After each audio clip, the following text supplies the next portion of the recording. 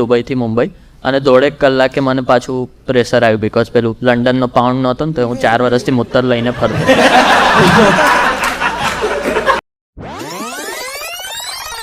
તો હું પાછળ વળ્યો, મારી પાસે છૂટા હતા મેં કીધું ઉપરથી લઈ આવું. તો મેં વળ્યો ને તો પેલા અંકલજી થોડા સ્ટ્રેસમાં આવી ગયા. મને કે કી હોયા પુત્ર? मैं अंकल वो कॉइन डालना पड़ेगा तो ही खुलेगा. कितने पैसे डालने पड़ेंगे? मैं बोला 50 पेंस है. तो वो कितने हो जाएंगे? मैं बोला अभी के हिसाब से 45 रुपए के. 45 नहीं मूतना यार, जतक कहना.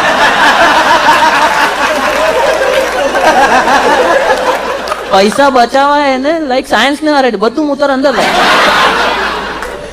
તો હું ગયો અને લોક હતો તો હું ત્યાં જ ઊભો રહ્યો. મેં કીધું હમણાં કોઈ નીકળશે જઈશ.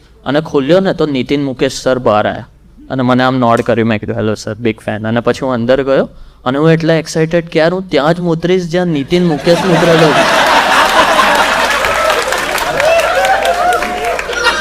ભાઈ આ બધું લખાઈને આવે છે ઉપરથી.